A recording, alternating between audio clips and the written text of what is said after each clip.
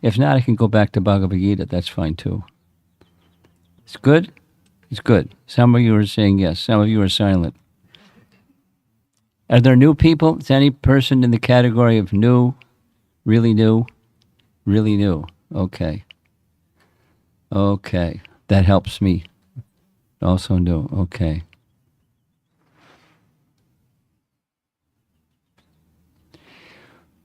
Well, you must know who is Krishna. Those of you that are new must know who is Krishna, at least something of an idea.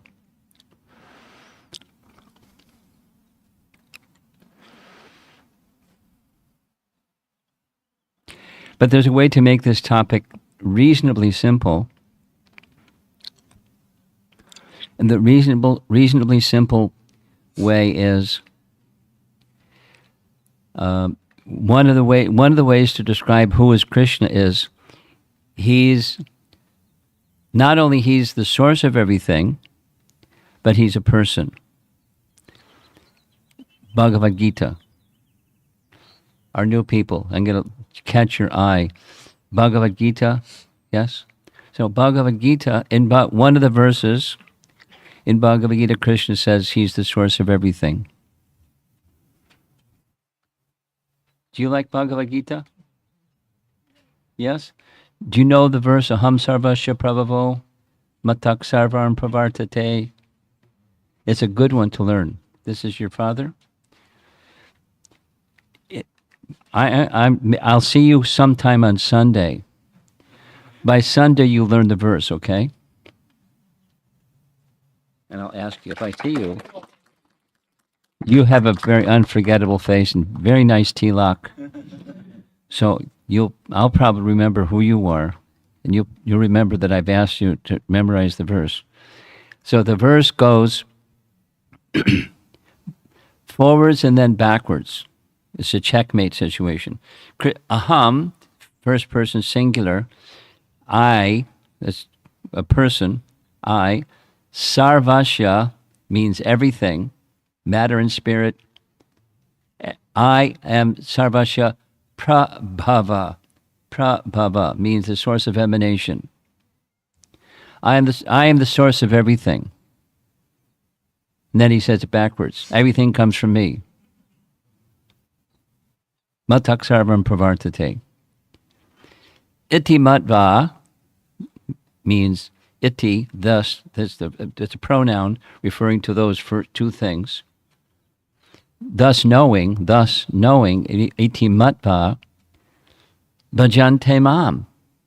You worship Krishna. You become devoted to Krishna because you're part of everything that has come from the source of everything. So it's just natural. The part serves the whole. That's the healthy, and then there's the unhealthy, where the part is separated and the part just hangs out trying to be happy without being connected. So the connection is yoga. So there's systems of yoga described in Bhagavad Gita. And then the topmost system of yoga is bhakti. Yoginam api sarvesham madgatain antaratmana shadhavan bhajate yomam sameyukta uttama. Uttama, above darkness. Uttama, the topmost system of yoga is bhakti. It's very simple. Two things. What the mind does and what the body does. Connect them to Krishna, the bell rings. With devotion, of course, with devotion, with love and service, connecting with the Supreme, the source of everything. So that same Supreme who speaks Bhagavad Gita to Krishna in Bhagavad Gita, he does many things before he does that giving of the lesson of Bhagavad Gita to Arjuna. And one of those things he does is he appears. Srijam. He, by his own spiritual potency, he manifests himself. He doesn't take birth, he manifests himself. And then after he does things, performs lila, pastimes, and then he withdraws his presence. He doesn't stop existing because he's eternal, but his presence is withdrawn. He manifests, performs activities, and withdraws. And those activities that he does, they're loving exchanges with his devotees, and he acts in a very loving way with those that are non-devotees. He relieves them of their karmic burden and sends them back to Godhead, even if the bad people, the demons, the Duryodanas and Kamsa and the bad people. He sends them back to Godhead. He's very nice. Very nice.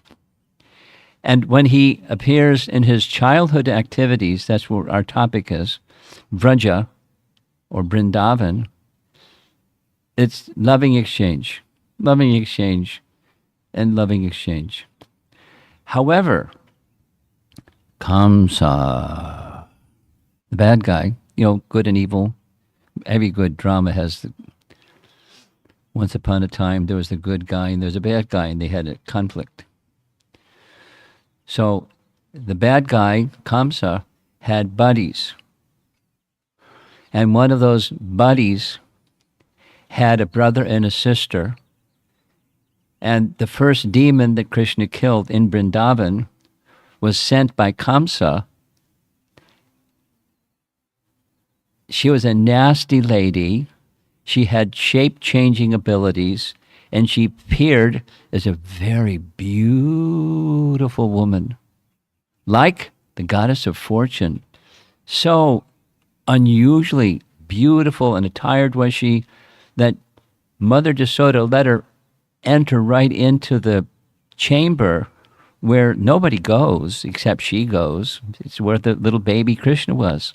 And she planned to feed Krishna. But she didn't plan to feed Krishna, she planned to poison Krishna. He's 3 months old in a little baby crib. And he delivered her. Listen, it's nice. It's important to understand Krishna's Leela, his pastimes. When not only she was liberated, but she was given by Krishna the position in the spiritual world, in Goloka Vrindavan, as a nurse to assist Mother Jasoda in the spiritual world. She came to kill him, and he knew it. And he sent her to the spiritual world to be eternally situated as a nurse assisting Mother Jasoda.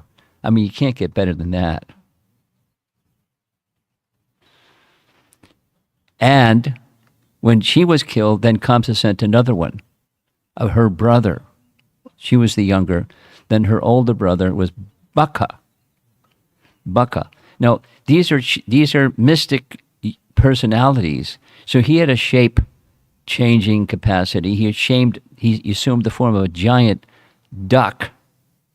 And his plan was to swallow, in his big, big duck bill, to swallow Krishna. Didn't work out. Krishna played with him a little bit and then broke his beak and bifurcated him and finished number 2. So there was another brother, the elder of those two. So Putana and Baka had an elder brother. Many persons here are from India, so you know the meaning of his name. His name was Agha. Sin. That was his name. Man, imagine mom and dad calling you Sin. Agha. So he was given the assignment, take revenge, get back at this little boy that destroyed your sister and your brother. And so he assumed a giant serpent. Now this is chapter 12. The age that of Krishna at this time is 4 years and 4 months. Very specific, our acharyas indicate, because he was not yet taking care of cows. Krishna was fond of cows, but cows are big compared to a little 4-year-old. How old are you? You're 8. Cut you in half and go herd a cow. No. Nanda said no. And Krishna said yes. He said no. You can take care of the calves. So at the big festival, Gopastami. Then when he graduated to herding the cows, another big festival. So 4 years, 4 months with his friends. So what do little boys that are 4 years, 4 months old do? Play. It's amazing. In this chapter, many of you have been around a while, I can tell from looking around, although some of you are newer. There's a verse in this chapter 12 that Prabhupada referred to again and again and again and again, where Shukadeva Goswami is describing the cowherd boy's intimacy of love, playing with Krishna. And the phrase that he would say, Krita Punya Punja. How many pious activities, how many years, how many lifetimes of pious activities have these cowherd boys? They don't just worship Krishna with awe and veneration. They're playing with him. They're playing ball and they're stealing each other's lunch and they do wrestling and Krishna loses wrestling and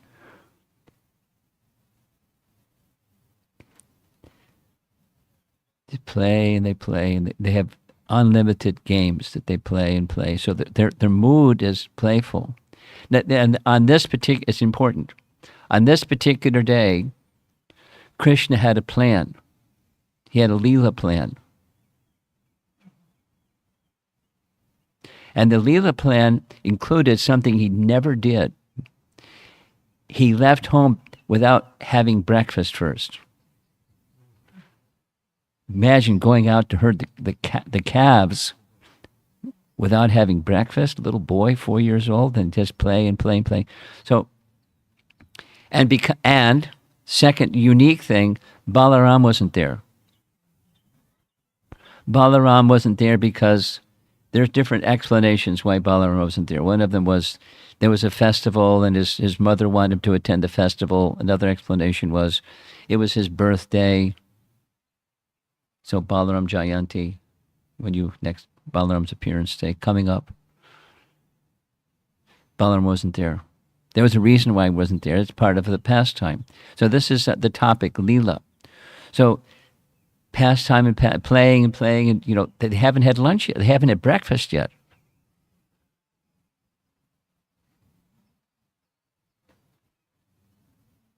And they saw this giant creature, the cowherd boys. How many cowherd boys? Too many. So many. And how many calves? More calves than cowherd boys. Thousands of calves and thousands of cowherd boys. They're playful little boys. And they see this giant python right on the path. And they're wondering, what's that? And they're in such a playful mood, they think maybe it's a python, maybe it's a creature that wants to kill us. But then they're in such a playful mood, the thought passed their mind, but then they continued on.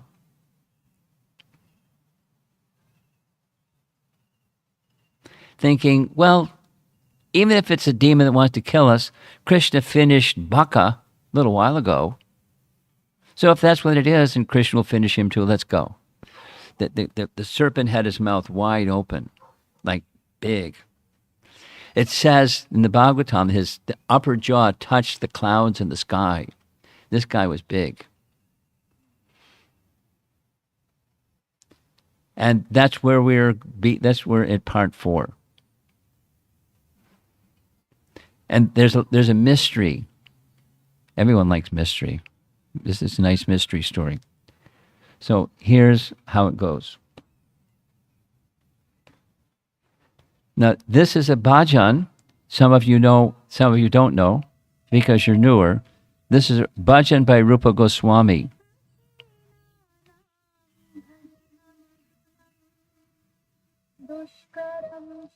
Make it volume louder.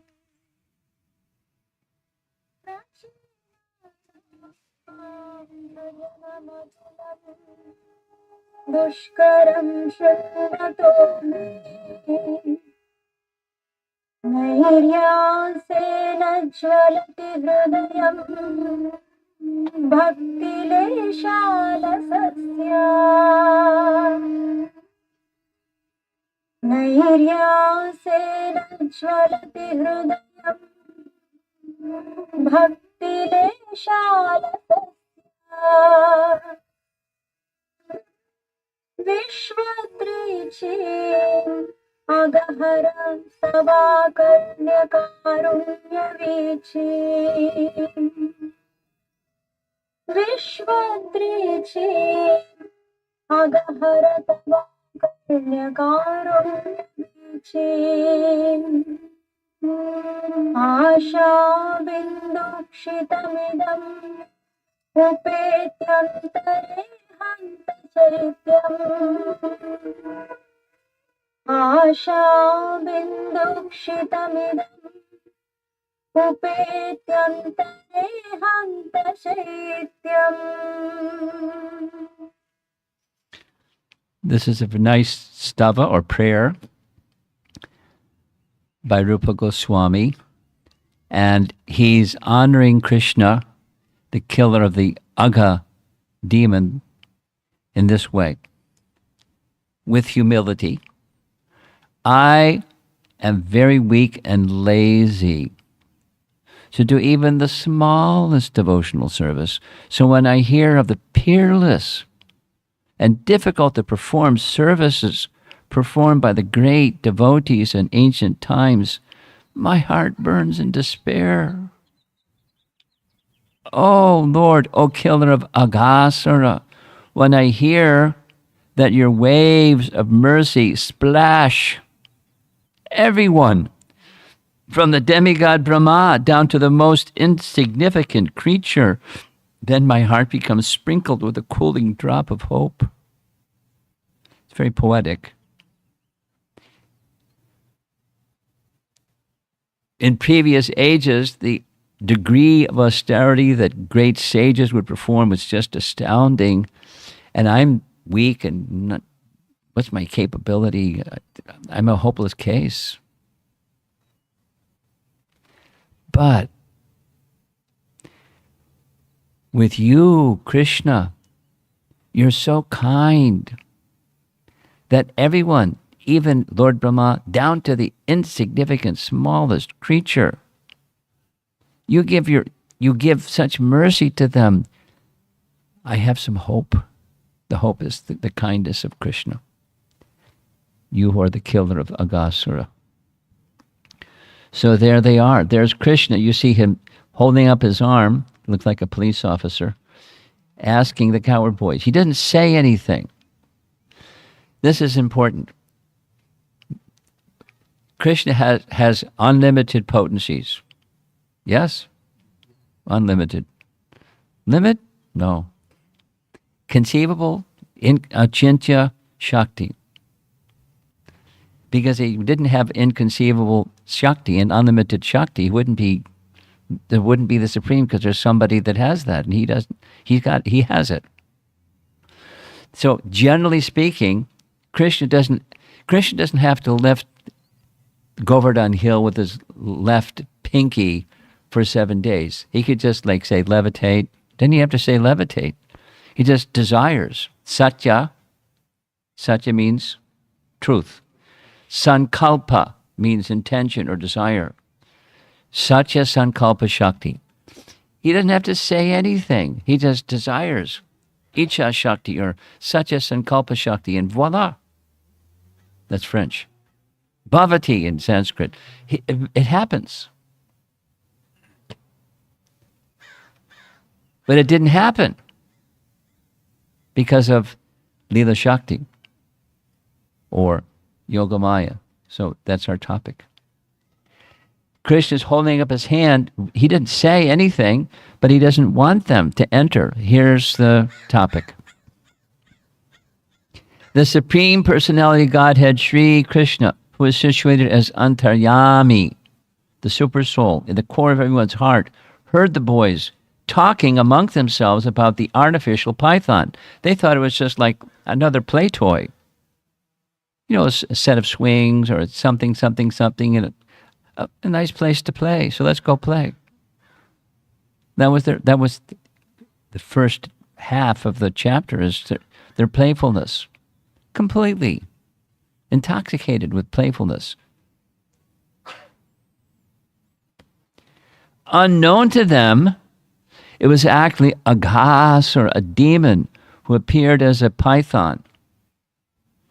No, I mentioned earlier, he was a person, but he had power, mystic power, shape changing. That's a simple way to say, and he assumed this gigantic form. Look at this painting. The description is his upper jaw. His jaw was wide open, and his upper jaw touched the clouds. This guy's big. He's a demon who appeared as a python. Krishna, knowing this, wanted to forbid his associates to enter the demon's mouth. Such a sankalpa shakti. He didn't have to say anything. He just desires, and it happens. Now here comes commentary. We're going to enter into the mystery. What's going on here? Knowing it was not only a python, but a Rakshasa named Agha, since he was in everyone's heart as Paramatma, with the inspiration for all things, and he was endowed with the powers of Bhagavan, he wanted to prevent them.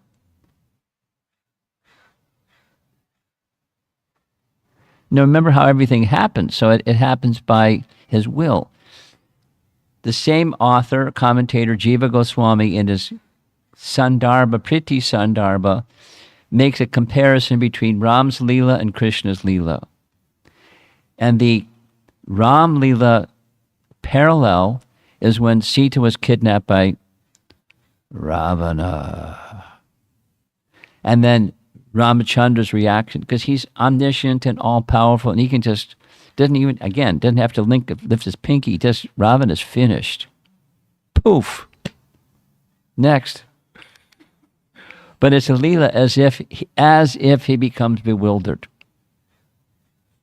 It's part of what happens after Sita's kidnapped. So here we go.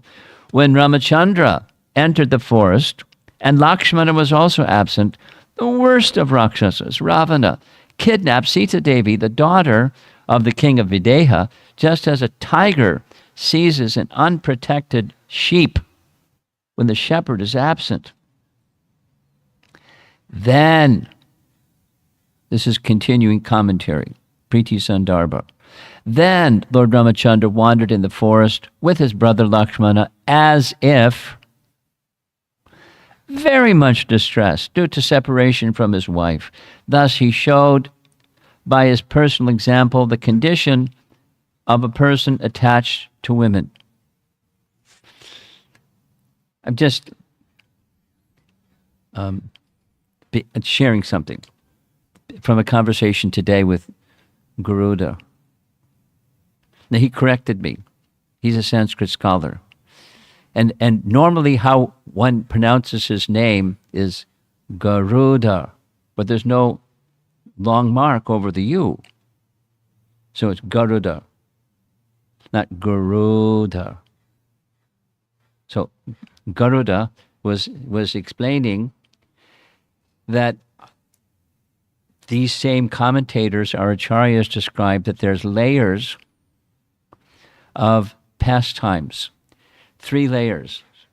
So one layer is where there's the pastime itself, and Krishna is reciprocating loving dealings with his associates. Then another is there's a lesson to be imparted. For those that are pure, there's loving exchange. And then for those of us that are not pure, there's a lesson in life imparted through the pastime. So on one level, what what Ramachandra is doing is experiencing Vipralamba Bhava, love and separation. The lesson part is this is what happens when you become overly attached to the opposite sex. You're going to have some situations where you're going to be greatly distressed because just the nature of the movements of the material energy. When waves move, sometimes it's gentle, sometimes it's wavy, sometimes it's violent. And it just happens. Lesson in the pastime. Though internally, though internally Rama was controlled by prema, externally he announced the result for persons who freely associate with women by performing actions of indifference. In manifesting pastimes, this is Leela, where he is absorbed in human actions with intense prema for his devotees, sometimes, here comes a third, the Lord shows bewilderment, contrary to his omniscience. He's omniscient. He's all powerful. He knows what's going on and knows what to do. And done. But it's a Leela, where there's a parent as if he's the worldly bewildered fellow. But that's a good quality. Not just looking at the bright side. It's prema is prominent, more prominent than omniscience. Here's a clue. Something that you can remember. If you've come into a pastime, you're scratching your head, what's going on here? Step back and think, rasa predominates. And then it's like everything's clear. It's not a fault, since it bestows happiness, a priti, means love, to the wise, for his bewilderment supports the sweetness of his pastimes. He accepts this bewilderment by his will. Similarly, so Jiva Goswami is giving, one of his Sandarbhas is describing the highest stage that comes from bhakti is love. And he likes this word priti. There are other words, but it's the feeling of affection, intense affection, priti. So those that are infected by priti, they're ruled by it, and they enjoy it. And it looks contrary to the person who's looking at this bewilderment, but he likes it. He invites it. It's a certain rasa. And there's times when he's not like that. Most of the times he's not like that, but sometimes he becomes bewildered, and it's his pleasure. And the same thing happens with Krishna. Get ready for a mystery. In the meantime, while Krishna was considering how to stop them, all the cowherd boy entered the mouth of the demon. There they go, entering the mouth of the demon. The demon, however, did not swallow them, for he was thinking of his own relatives, remember his brother and sister, who had been killed by Krishna, and was just waiting for Krishna to enter his mouth.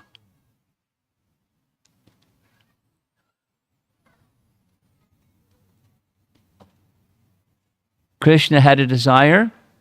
The cowherd boys had a desire. Guess who won? That's the lesson.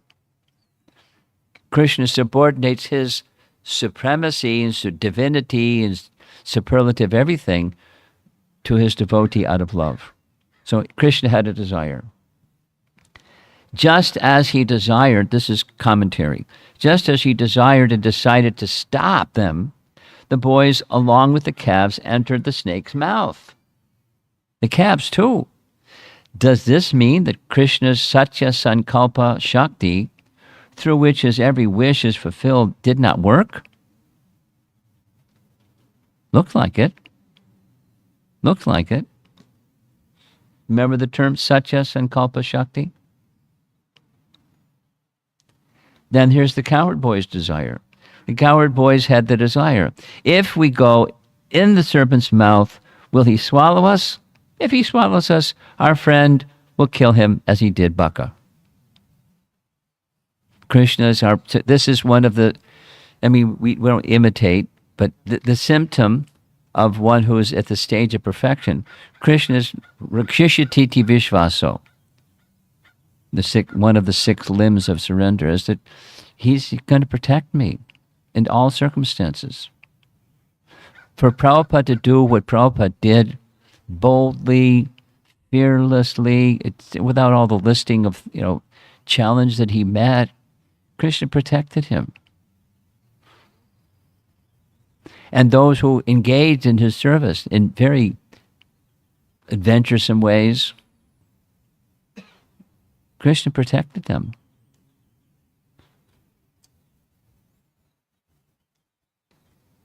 Of the 2 desires, the desire of the devotee prevails. Why? Vishwanath Chakravarti Thakur writes, the Lord is controlled by his devotee. This is the arrangement of the ever watchful Leela Shakti of the Lord, which is to increase the sweetness of the pastimes and destroys all contradictions. No, rasa trumps everything. It supersedes everything. Everything that below it that looks contradictory, it gets canceled. Everything gets aligned with this one thing. So the conversation I had, so this is what inspired me to speak on this. 2 evenings ago, 350 people. Then this discussion with Garuda, not Garuda, but Garuda. He's training me, pronounced properly. And then when some of you are going to Sadhu Sangha in Orlando, I'm going to Gitanagari, and we're going to be discussing these topics. I'm a little animated about it, I hope that's okay. And I'm sure it'll get more refined between now and 1 weekend from now, Friday next week, one week from today is when we start. And then Krishna's dancing on the hoods of the Kaliya serpent. That's Friday night. You know the pastime? Yeah. Our other new person, you know the pastime? Krishna's dancing on the hoods of Kaliya. In Vrindavan, quickly, in Vrindavan, there's the river Jamuna. And in the river Jamuna, there was a certain place where deep down in the lake, there was a serpent who was poisonous. His name was Kaliya, and he was able to take shelter in that lake. It's a long story, but Garuda, the wing carrier of Vishnu, Garuda was unable to go there because there was a curse by Sobri Muni. Along one of these Puranic stories, Sobri Muni cursed Garuda because he was in meditation, and Garuda came to get some fish, because that's what fish and snakes, that's their food. And he said, you ever come back here again and you're going to die. So Garuda wouldn't go there. So that was a good place for this serpent. And he was there for a long time. It was in a particular, the way it's described, it was a particular location deep down where the movements of the Jamuna, which are generally pretty swift, this was in a curvature of the river, so the movements of the water was not so swift. And that's where he stayed, deep down in the water. And so all the water became contaminated with his poison, so much so that the foliage by the side, the trees would all die. The birds that would fly overhead, the fumes of the intense poison, they would fall into the water dead. It was a very nasty place. And Krishna didn't want a nasty place in Vrindavan. So he performed a Leela. And this and that and the other thing and the other thing. And one of the things that happened is as he was combating the serpent caught him in his coils and was holding Krishna in his coils. Now, normally the cowherd boys call to Krishna for help, and now Krishna is the one that needs help. They fainted. And a messenger, anyway, it's a long story. And then when everyone came, oh no, in great distress because Krishna's in difficulty. He slipped out of he made his body really big and then just made his body really small because he could change size, and then started dancing on the hoods of the Kaliya serpent. He's an excellent dancer. It was, the serpent would try to bite him, then he'd dance on that hood. Anyways, nice pastime. Nice pastime. That's Friday night. And it's Leela. It looked like he's in danger, and then he becomes free from danger. Then they have a big celebration. Oh, Krishna is such a wonderful dancer. Can we hold questions to the end? Do you remember? Oh, good. If you don't, you want to write it down, then for sure you won't forget. You'll remember. Okay. Mobile phones work for writing things down too. Everyone's got one of those or two.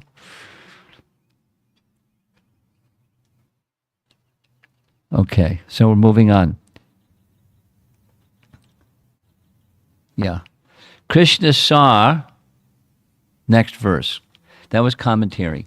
Krishna saw that all the cowherd boys who did not know anyone but him as their Lord had now gone out of his hand and were helpless, having entered like straws in the fire of the abdomen of Aghasura, who is death personified. Look, there he is with his hand holding out. But he didn't say anything. But he doesn't have to say anything. He has such a sankalpa shakti. And they entered anyways. So now he gets perplexed, just like Ramachandra became perplexed. It was intolerable for Krishna to be separated from his friends, the cowherd boys, and what to speak of the calves. Therefore, as if seeing that this had been arranged by his internal potency, Krishna was momentarily struck with wonder and unsure what to do. It's rasa. He's enjoying not knowing what to do. He knows what to do. And it's his own potencies arranging for him to have that emotion. It's nice. It's super nice. Now, worldly people go, oh, come on. And the devotees go, wow.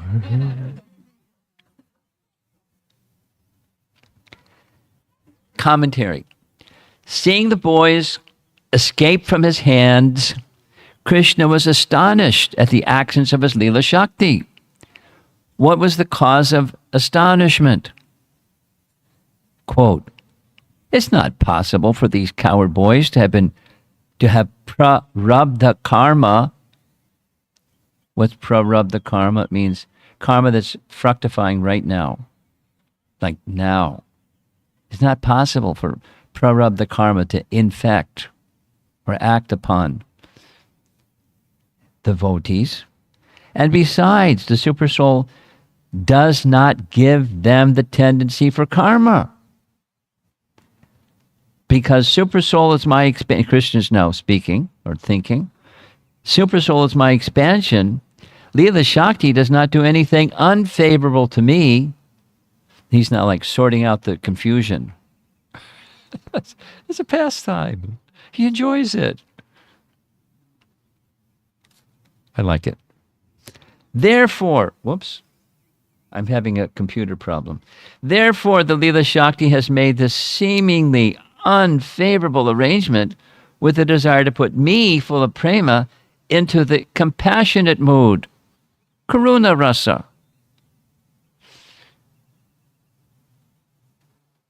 What's that, karuna rasa? Well, there's 5 primary and 7 secondary. Makes 12. Is that right? 5 plus 7? You sure? Okay, so 12 rasas. And one of those 7, secondary, is karuna, compassion. Krishna's Leela Shakti is arranging for Krishna to experience this rasa, because that's what his pastimes are. It's Leela is exchanges of rasa, of taste. This, and then it moves. It's like waves of a river, and then it moves, and then the waves keep moving, and the waves keep moving, and that's pastimes with different rasas. So Vishwanath Chakrabarti Thakur is commenting, Krishna is marveling, how wonderful is my Leela Shakti. Just so I can experience this compassion rasa. How astonishing is her control over me. She doesn't have control over him. He controls her. But she's facilitating his inner desire, his prema desire, to experience this diversity of rasa.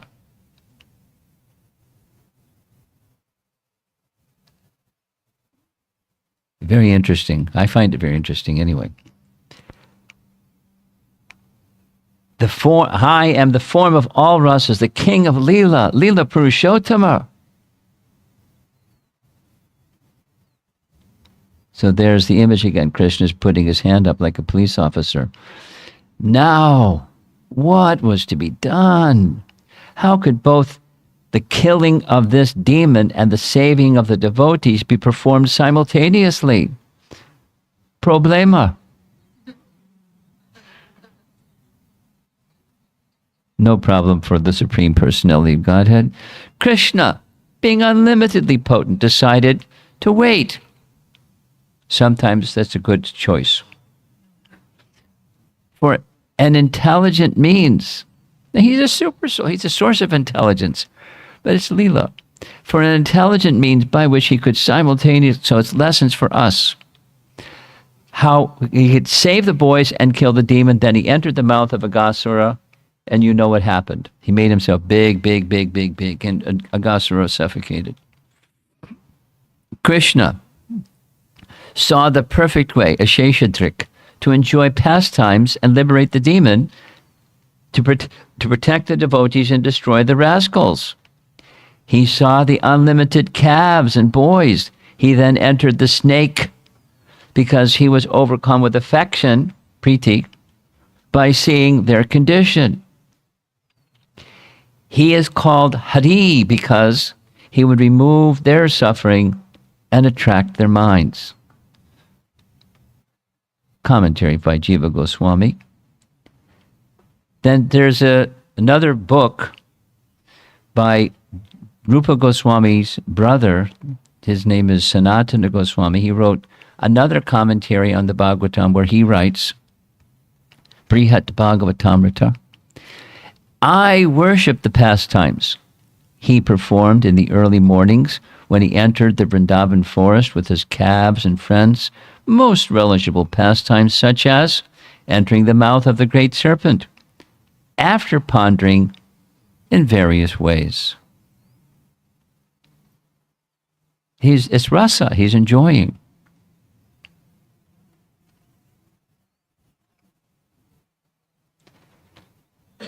When Krishna entered the mouth of Aghasura, the demigods, see those guys up in the clouds in the sky? The demigods hidden behind the clouds exclaimed, alas, alas! But the friends of Aghasura, like Kamsa and other demons, were jubilant. When Krishna heard the demigods crying, he immediately enlarged himself within the demon's throat. There's hundreds and hundreds and hundreds. This is a very celebrated pastime. So I'm not going to take you through the museums of art all over the world show the same thing. They're coming out of the top of his head. As Krishna expanded and made his body big. He immediately enlarged himself within the demon's throat just to save himself and the cowherd boys. Then, because Krishna had increased the size of his body, the demon extended his own body to a very large size, because pythons, they can swallow a big creature and the body gets bigger, but Guess who won? Nonetheless, his breathing stopped. He suffocated, and his eyes rolled here and there and popped out. The demon's life air, however, could not pass through any outlet, and therefore it finally burst out through a hole on the top of the demon's head. Brahmarandra. You know, the soft spot up here. Boop.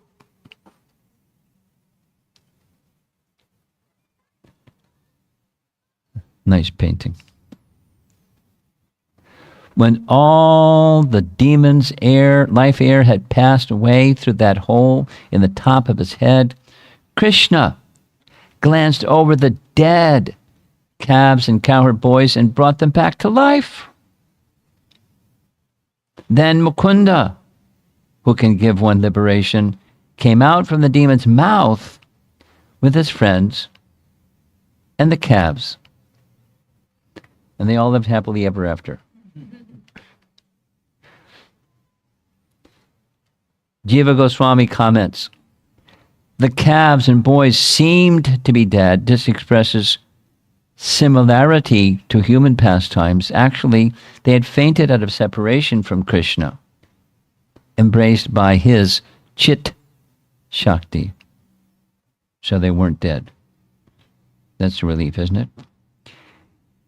From the body of the gigantic python, a glaring effulgence came out, illuminating all directions, and stayed individually in the sky until Krishna came out from the corpse's mouth. Then, as all the demigods looked on, this effulgence entered into Krishna's body.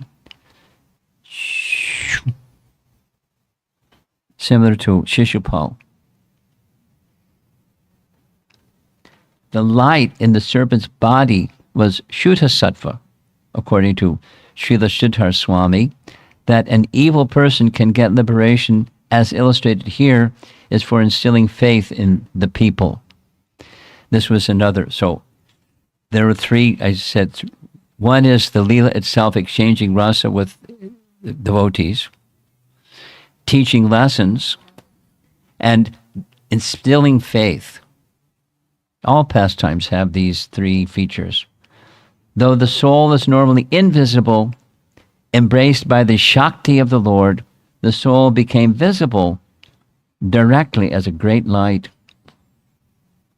Like the great light of Parabrahman, the light of the soul is not visible to material eyes. It became visible by the Lord's will. So normally we don't see the soul. Thereafter, everyone being pleased, the demigods began showering flowers from Nandana, Kanana, the celestial dancing girls. They're having a big festival upstairs in the celestial realm, offering prayers and so forth. Then comes what happens the next chapter. This is the end of chapter 12, leads to chapter 13. And in chapter 13, Brahma saw all this going on, and he's like, wow. And what do the cowherd boys do after the demon is killed? Time for lunch. That's their pastimes. Just flows from one thing to the next thing. So Brahma is zooming up above and looking down, and he's pondering, what's the limit? Is there a limit of the power of this little boy? He's become bewildered. And in his bewilderment, he wants to examine the limit of Krishna's power in comparison to his power. Guess who wins?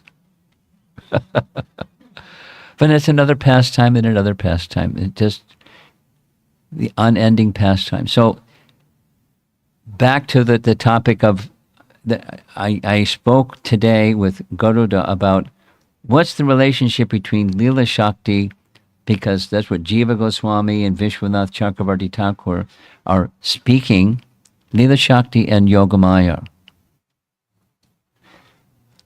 What's the relationship between them? And he gave a very interesting answer because all three of his books are on the topic of Yogamaya. And his explanation was, he said it twice, I think the simplest way to express this is Leela Shakti is generated from Yogamaya as the Shakti by which pastimes are arranged. That's therefore Leela Shakti. But Leela Shakti is the potency or a potency of Yoga Maya. So there's Maya. Then break down the two parts of the word. Yoga means connection or relationship. And the Maya, the energy, Mama Maya Durajya, the energy by which the connection is made. So the connection is made between Krishna and the cowherd boys and enhanced, and then Krishna and Lord Brahma. And and then the rest of what happens, all the mothers and the rest of the pastime. There was a reason why Balaram was absent by arrangement. It's so that for the next 1 year, Krishna had expanded himself an equal feature of all the calves and all the cowherd boys. Calves and cowherd boys were Krishna, in such likeness that the mothers didn't even recognize it wasn't their son. The cows didn't recognize it wasn't their calf. What mother isn't going to recognize that this is not my son? But for a whole year, they wanted, Krishna reciprocated. They wanted Krishna as their son, so Krishna became their son. Just like that. In a little pastime to facilitate reciprocating with the desire of the mothers, reciprocating the desire with the cows. And this is another wonderful feature. By Yoga Maya's arrangement, Balaram, who wasn't there during this pastime for the whole year, he didn't recognize what's going on until towards the end of the year. The curtain started pulling back and he started to see what's going on. His omniscience was, by the arrangement of Yoga Maya, covered. That's yoga. It's a pastime. He's not less intelligent. He's fully intelligent. But by pastime purposes, to facilitate Krishna's enjoyment, Balaram didn't recognize. And then he started to recognize, oh, this is what's going on.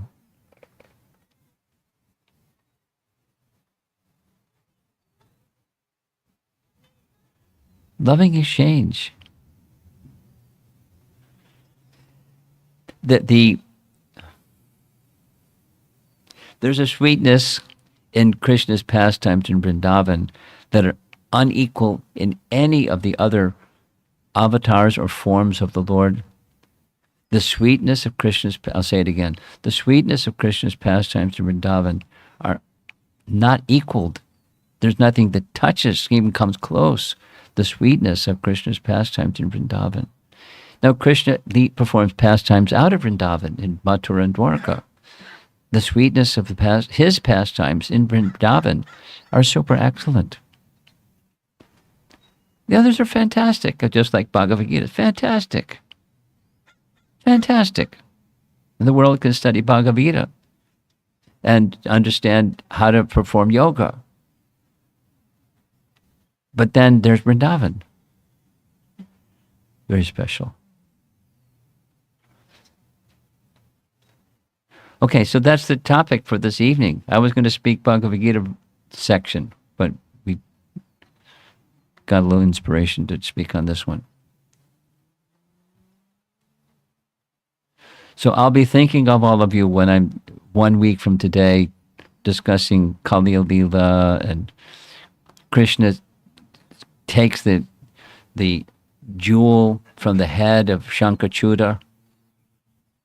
And, Krishna's wonderful pastime in Vrindavan. But he doesn't give it to the gopis because they're thinking, it's really nice.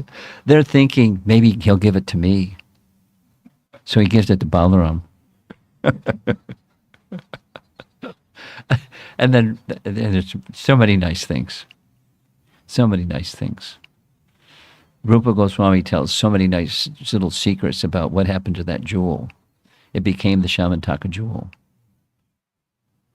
Read Rupa Goswami's writings and you'll find out some more mysteries. Loving exchange.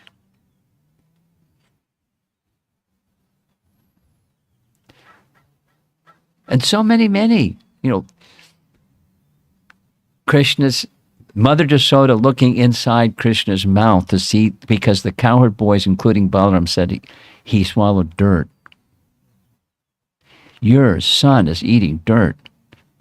They're liars. And even Balaram said it. They're liars. Look, if you think I've eaten dirt, so she looks and she saw the whole cosmic manifestation, not just one universe, universes, plural.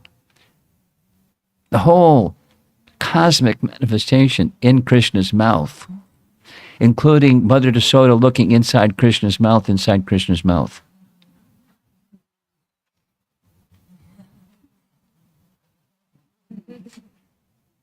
That's another rasa, astonishment.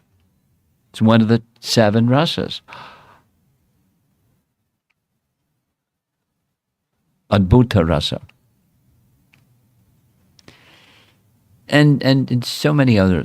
Mother Jasoda trying to bind Krishna, she can't bind Krishna. 2 inches too short. More rope. 2 inches too short. More rope. 2 inches too short. Then she could tie Mother Jasoda. Then he allowed her to tie him up. What was that for? To knock over the twin Arjuna trees. I mean, just pastime after just very sweet pastimes.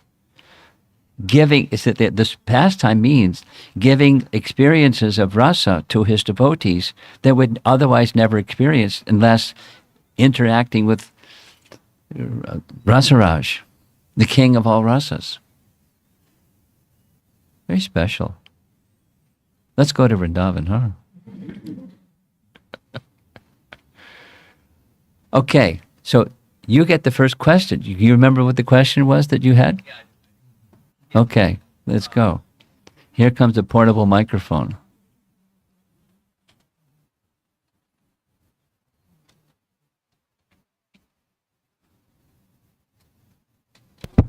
There Hello. we go. Hare Krishna. So I had a question. It was in relation to the intention of the cowherd boys that went into the mouth of the serpent. Was it strictly just their intention was because they knew that Krishna would save them? Because if it was, it's a real testament of how merciful he was, because if he wasn't, he could have taught them a completely different lesson on why you don't walk into a snake's mouth. And then I was trying to think, like, in a day like today, like trying to, think of a modern day situation. Like, imagine you're hiking, you're in Alaska and you see this grizzly bear cave and you're like, I'm going in, No. right? Because most people aren't going to do that. No. So what was the motivation just strictly like, he's got our back, we know that he's going to, make this right, and that was their thinking? Well, Super Soul is inside the heart of the resident of Vrindavan and us, and he gives direction. Now, that the Leela direction was given to them, therefore they did. So we don't imitate and walk into a bear's den or anything other. We don't act foolishly, thinking Krishna is going to take care of me. I'm going to walk across their highway, and Krishna will protect me. We don't do foolish things. But Super Soul, or as an expansion of himself within the heart, he inspires others to do what they do, to enable them to experience. They fainted, according to Jiva Goswami. They fainted out of not being able to see him. They fainted. They weren't dead. So that's an emotion. So he was enabling them to experience that emotion that otherwise they wouldn't have experienced. When you're on the platform of rasa, and it's spontaneous, and the spontaneity is orchestrated by the Yogamaya potency, not by dullness or foolishness or unnecessary risk.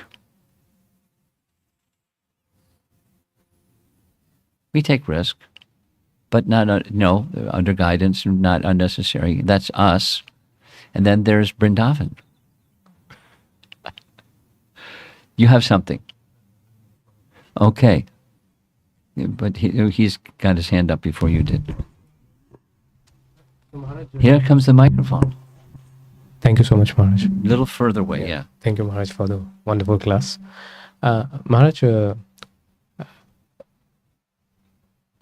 since in the spiritual world, there are no demons, and this pastime is since in the spiritual world, there are no demons. No demons, right. So no fun. So this beautiful pastime is happening in Bhaume Vrindavan. Yeah. So there are two kinds of devotees who are coming into Bhaume Vrindavan.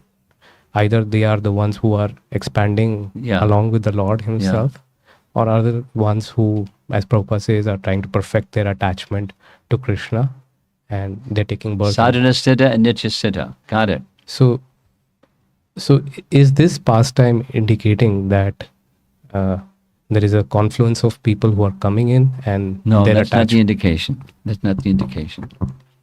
Here's what Bhaktivinoda Thakur discloses some secrets.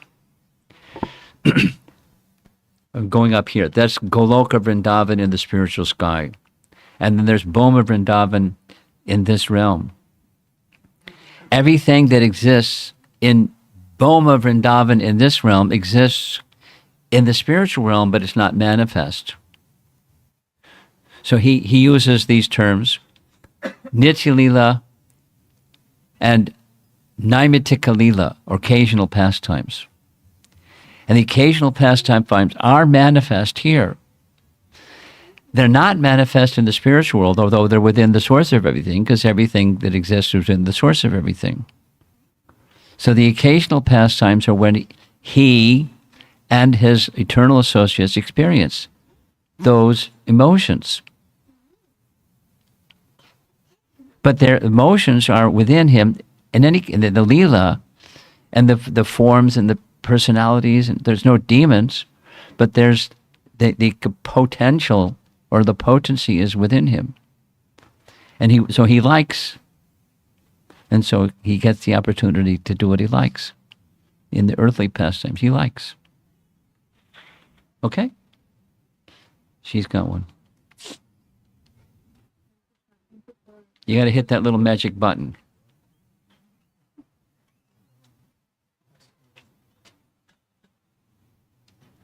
Thank you for a wonderful lecture. When you mentioned Krishna is a person, Yes.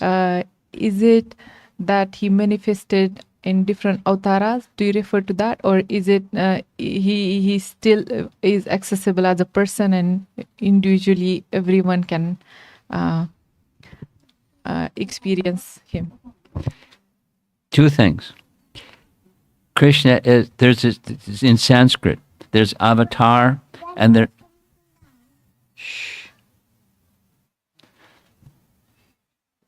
there's avatar, one who descends, and there's avatari, the one from whom everyone descends. Those avatars descend. So Krishna is avatari,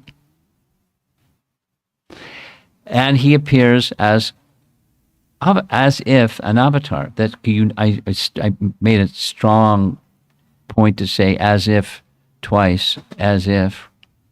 So it's not imitating, but it's setting an example of worldly behavior and emotion, as if.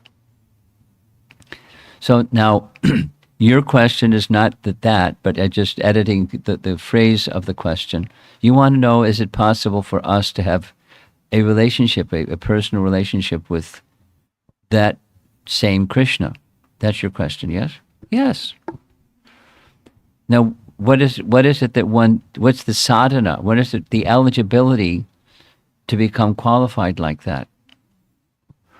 Well, do you have a Bhagavad Gita in your home? Yes. Good. A very nice place to go to get it. Chapter 2, start with verse 54 and up to 58. And it gives the qualities of one. There's other places, but that's a nice place, of one who is beyond the touch of matter. Their intelligence is fixed. Stita, Sita Pragya, Stita D Muni, like that. Their consciousness is absorbed. So that indication is neutral towards duality, absorbed in transcendence. Now that's the eligibility. Now, is it possible for someone like Aghasura to enter that condition if he did no sadhana, no duality? If that's by special mercy, it's possible. And for you and me and the rest of us here, mercy is available through the distributor of Krishna's mercy. And one of the primary distributors is his representative, the persons who live their lives according to Krishna's teachings. Through those persons, you associate with those persons, and that helps you develop the eligibility, like those verses from chapter 2 that I described. And slowly, by sadhana, one can come to the perfectional stage. And in that perfectional stage, then you'll gradually experience the personal presence of the personality of Godhead, and then by mercy, come personal exchange. Now that's rare, and it requires qualification. And how to develop the qualification? It's ABC. It's spelled out. But not many people stay fixed in that ABC. They get distracted by many things, too many things. But your question is it possible? Yes. Thank you. It's very hopeful. Yeah, that's exactly what Rupa Goswami says. When I see that your mercy splashing on Lord Brahma and the most insignificant creatures, then I feel a drop of hope. There's more than a drop of hope, but hope. Someone else? Yes. Yes, I see. We'll come. Hare Krishna Maharaj. In Krishna book, chapter 2, Prabhupada says that he addresses the verse in Bhagavad Gita where Krishna says he comes down to defeat the miscreants and protect his devotees. But then he goes on to say that the reason Krishna actually comes down is for his pastimes and because he enjoys them. Yes. And then he also adds that there cannot be any other reason for Krishna to come down, which seems contradictory to the BG verse. Well, Krishna is not lying. Prithanaya sadhunam vinashaya duskritam dharma. So he gives, those are reasons, and he's not lying. So what does it mean with it can't be any other reason but one thing? But he's given already in Bhagavad Gita 3 things. So Krishna is a liar.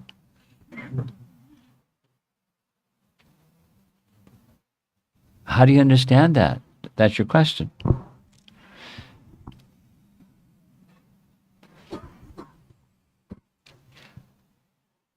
In different times, in different circumstances, and with different audiences, a perfected person may say one thing at this time, in this circumstance, in that audience, and then something else in another circumstance. I'll give a little example, but it's a lesson to learn, lesson for you to learn. Don't cherry pick. Take the. There's something to be understood. This is most prominent. That's the message you should take. Here's an example. I've been listening to an audio recording of Guru Das. Guru Das was a very dear devotee of Srila Prabhupada and assisted him in so many, many, many, many important ways. He wrote a biography of his dealings with Prabhupada. So in one circumstance, Prabhupada, two circumstances, Prabhupada asked a question, same question twice. How is it that one can understand Krishna? And Guru Das said, because Krishna states it in Bhagavad Gita, one can understand it. Then Prabhupada said, no, you can experience it. Then another time, they're in some other circumstance. Prabhupada asked the same question. So Guru Das gave the answer that Prabhupada gave some time before. Prabhupada said, no, because Krishna reveals himself in Bhagavad Gita, then you can know. And then he makes a comment in his biography of dealings with Prabhupada. They're both right, and depending upon time, place, circumstance, an acharya, perfected soul, may speak this way in this circumstance, and that way in that circumstance. And it's not like they're contradicting themselves, or they're confused, or they're talking off the top of their head or something. It's time, place, circumstance. Now, here's one for, the follow-up of your question is, yeah, but Krishna says this in Bhagavad Gita, and Prabhupada writes that in Krishna book, and that's like not just circumstance, it's, it's a very broad audience. Meant to stand the test of time. So how can he say two different things? That's the question.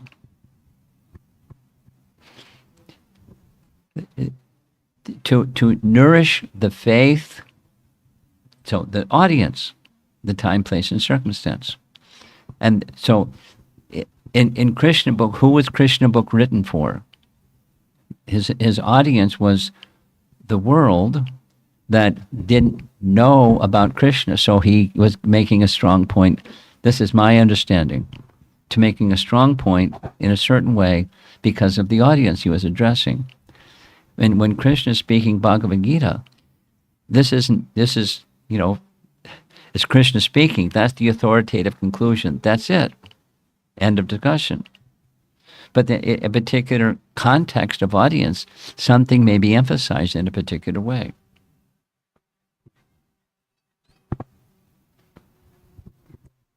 One follow-up to that, how are we able to understand when it's something that's required for the time, place, and circumstance versus a broad... Well, it takes intelligence to make that discernment. All we need is a little intelligence. Now, how do you get intelligence?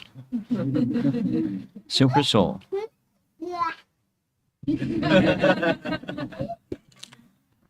Super soul. There isn't an alternative. Relationship with Krishna makes it possible.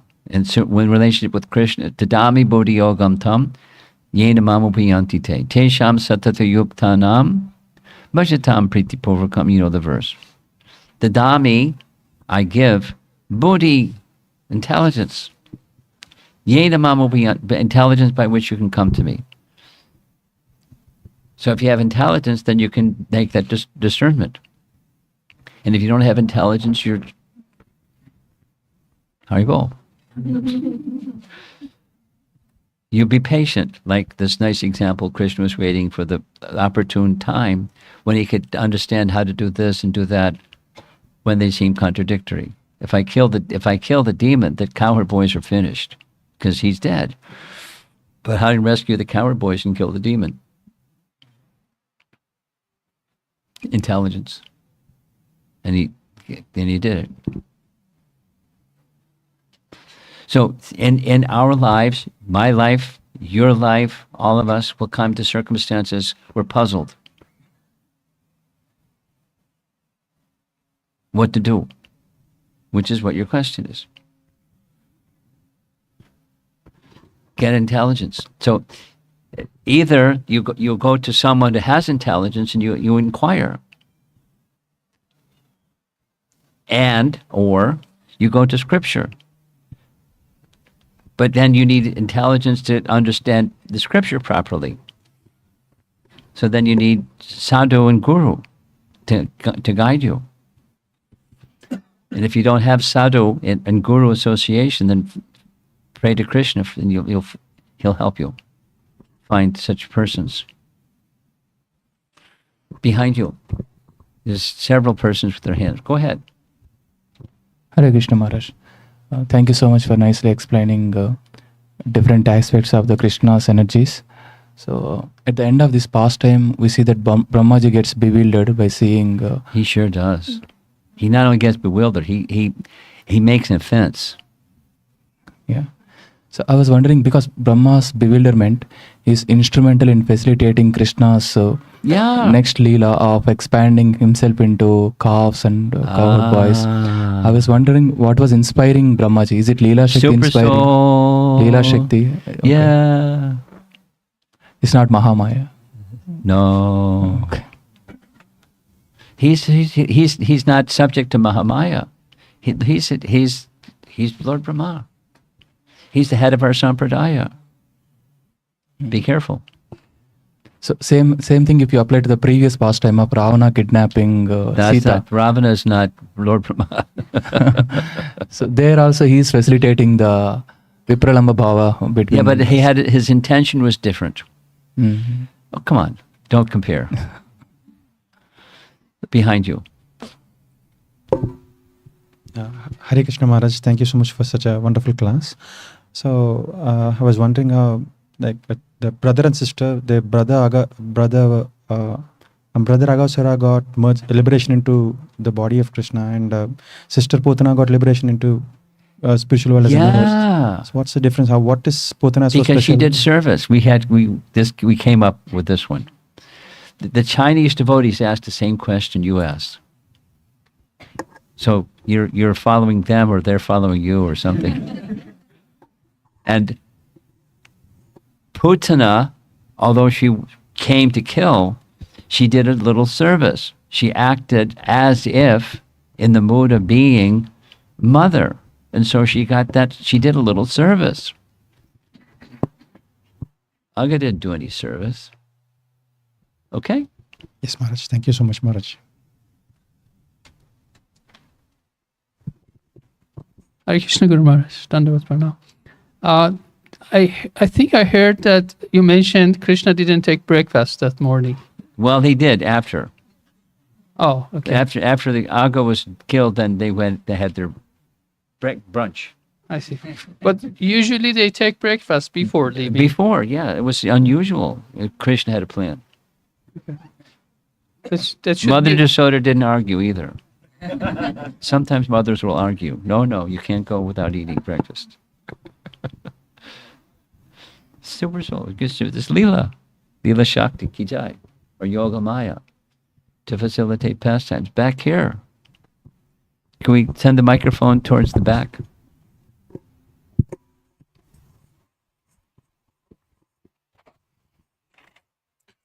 So I've been thinking about this as this story was being narrated. This is as if Leela is evoking all these rasas within Krishna, Yes. right? Yes. Right, and also in our own life, there's all this drama going on. But that's not rasa. Yeah, so that's what I was trying to understand. Like, is like all these emotions rasa, because like karuna is an emotion, right? No, we are experiencing a reflection of the spiritual world. We're not in the spiritual world participating in pastimes. No, you get together with this young lady in the front row, and she'll help you understand, right? How to have a relationship with Krishna directly, and when you have a relationship like the Cowherd Boys, because this first half of this chapter is, they're special. Krita Punya Punja. How many lifetimes? So, do the lifetimes. And then you'll have difficulties, and it's going to be different. Because you're immersed in one thing, Krishna, a relationship with Krishna, everything. I mean, he was in a life and soul, and Krishna had them. They fainted in not seeing Krishna, and Krishna was in great anxiety for them. And then the demigods, and that was it. Too much. Finish. That's like that. That's what happened with the Kaliya serpent. They were fainting on the side of the lake, or the side of the river. When Krishna saw all of that, then he escaped. Thank you so much. Okay. I think we should end. Srila Prabhupada ki jai.